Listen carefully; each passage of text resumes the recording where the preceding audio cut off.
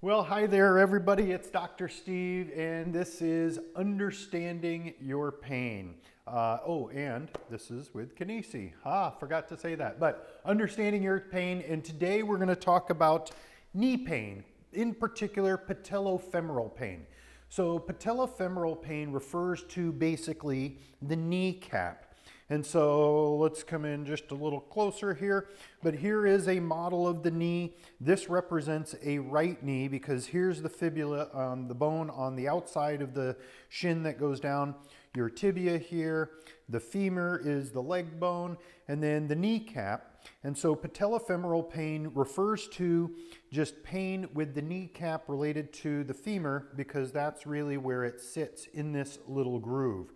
Now, there's different kinds of patellofemoral pain. Sometimes there's pain that you get just above the kneecap. Very often there's pain just below the kneecap. And you might see people out there running that will have like a strap that just goes below the kneecap that's around their leg. That's usually because they have some pain just below the kneecap, and that strap is one of the little techniques to try and help reduce some of that. But then there's some other patellofemoral type pain that's very common where there's a lateral tracking is what they call it. But what the idea is that the kneecap is kind of really stuck in the groove over to the side, and it creates some grinding in the lateral groove in the underside of the kneecap. Now, those are all different kinds of patellofemoral pain, and there's some old school kinds of surgical techniques that they used to do. Some they still do, but they don't always work out so great. One of them is a lateral release, where if the kneecap is thought to be tracking over here and kind of grinding, they say, well, everything on this side is too tight. So let's cut some of that stuff so that then the kneecap gets to sit in its groove a little more. That's not addressing the stuff that's really causing the tightness. It's just trying to release some of that tissue, but it's changing the mechanics. Now, in a more extreme case that they used to do is something called a tibial osteotomy. And that's where the patellar tendon comes down and attaches to the tibia. What they would do in those surgeries, that thankfully they're not doing them so much these days, is they would actually break off the piece of the bone where the patellar tendon attaches and move it over, because they thought would be, well, if everything is so tight and being pulled over, you were made wrong and you were born with the bone, the tendon attaching to the bone in the wrong spot. Boy, that just doesn't work out well. And what ended up happening is those surgeries fell out of favor because they saw all sorts of other problems developing with that. So what we're going to do is work on some mechanics and some ways, some strategies to naturally help your body get rid of this patellofemoral pain, whether it's kind of below or above the kneecap or on the side, by mobilizing and fixing the mechanics. So we're going to mobilize certain stuff, and we're going to strengthen and turn on things. So we're going to set that aside for the moment. But understanding some of the mechanics, the biomechanics and the kinetic chain related to a kneecap thing. So one of the things that often happens is tightness in the front of the thigh, the quads, and the hip flexors really can contribute to a lot of that pressure. And one of the things to appreciate is from the side view here, when we're stretching out the hip flexor, we get hip extension that we need to achieve to help everything kind of work properly. At the same time, we need the ankle to be able to dorsiflex. Those are two areas that get really tight with a lot of sitting. It gets bunched up and tight here. The calf, the Achilles get tight because they're always in a relatively short position.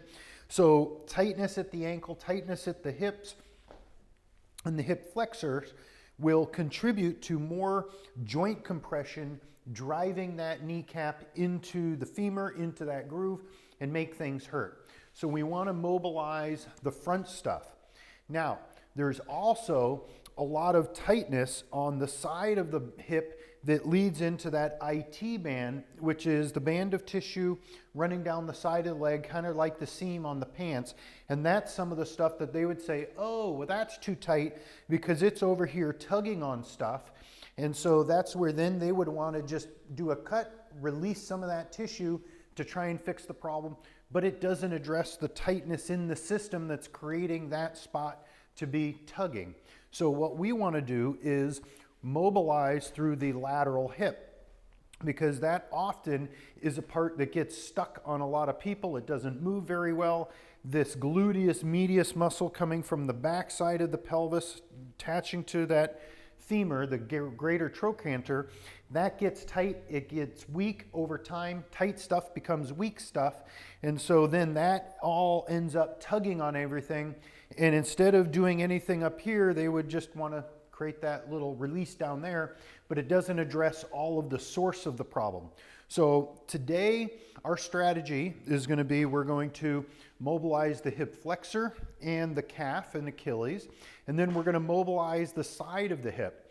Then, as we progress forward into parts 2 and part 3, what we're going to do is we're going to activate the hamstrings. Here's another piece of the puzzle.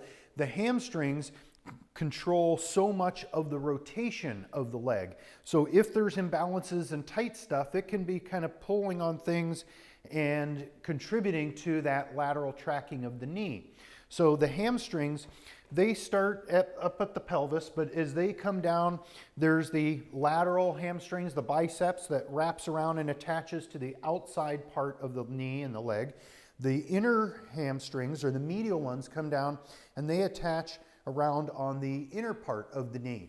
And they're thought of as reins on a horse. And so they control so much of the rotation that's happening at the knee. So that's one of the other things that we're going to do in part 2.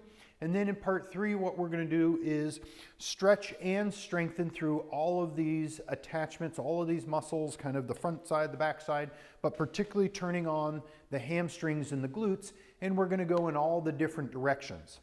So now let's dive into working on that hip flexor and the ankle dorsiflexion.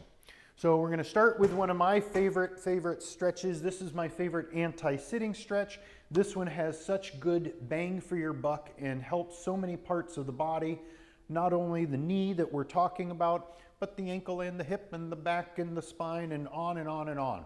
So we're going to do the hip flexor stretch where toes are pointed forward. One foot's going to go onto a chair or something, and then hanging onto the wall, the door jamb. Setting this up so your chair's in a doorway is really convenient, because then you can hang on to the door jambs.